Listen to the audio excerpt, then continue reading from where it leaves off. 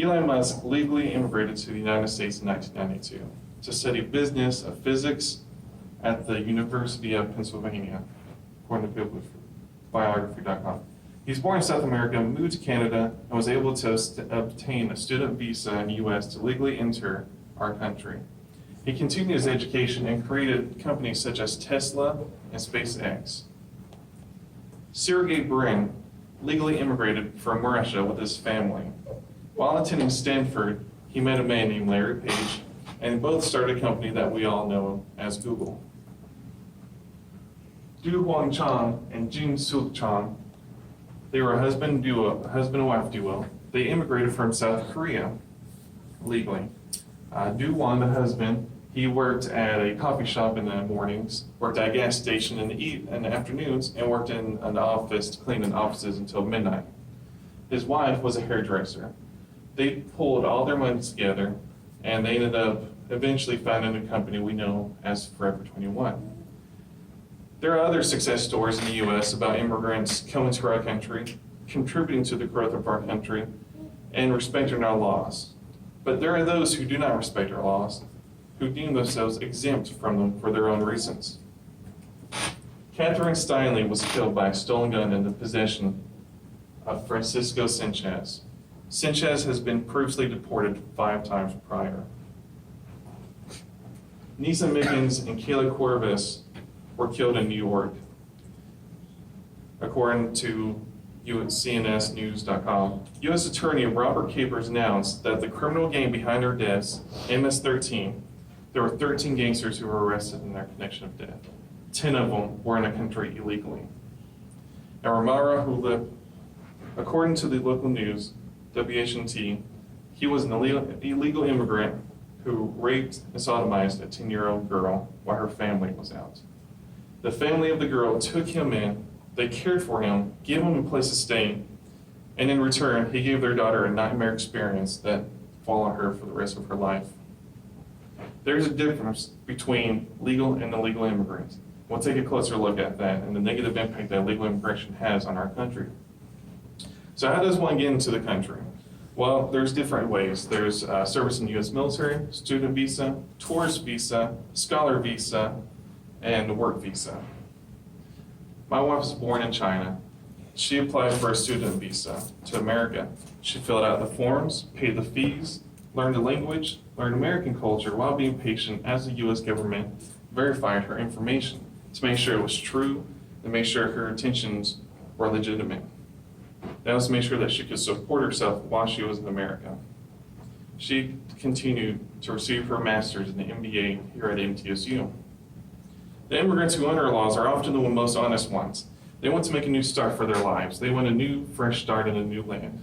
And opportunities will present themselves to those who are honest as though. Then you have illegal immigrants. Illegal immigrants are those who do not fill out the forms.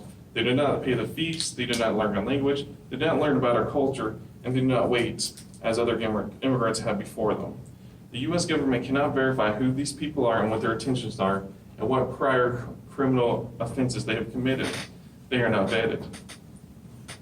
So, what other effects negative effects am I talking about? Well, identity theft is one.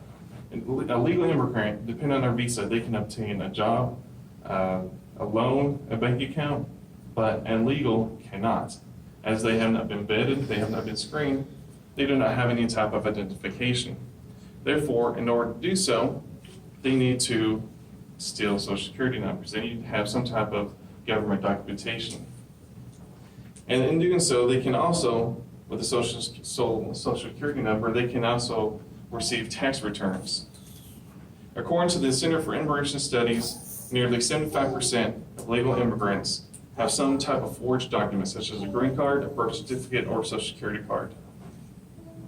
An immigration raid at agro-processors, which is in Postville, Iowa, found that 76% of all employees here had a false Social Security number. And it's not just adults who are affected by it, it's also children. In Utah, 1,626 companies were found paying wages to Social Security numbers to children that were under 13. Illegal immigration can use these forged documents to obtain government benefits, such as SNAP, Medicare, Medicaid, and other federal aid programs.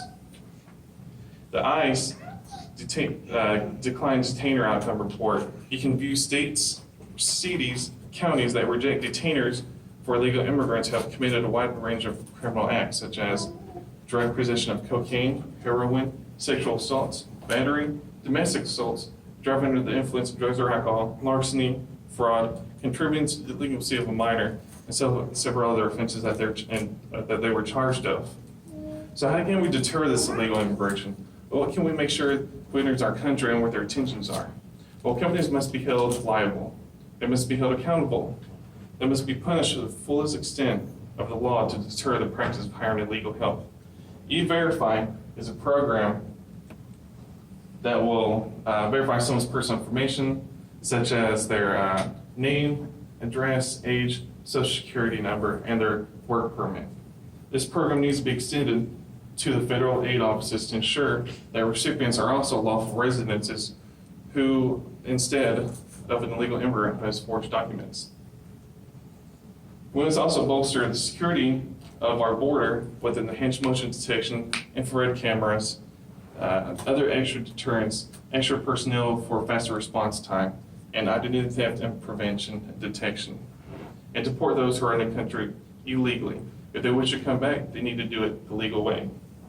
And if you still believe that illegal immigration does not have a larger negative effect in the states, think about this. According to the United States Sentencing Commission, a federal commission in charge of keeping up incarcerated individuals, in the fiscal year 2013, 78,022 individuals were convicted of an offense and sentenced to prison. Out of that number, 35,046 were non-U.S. citizens. That means 45% of all incarcerated individuals were unlawful illegal aliens. 45%.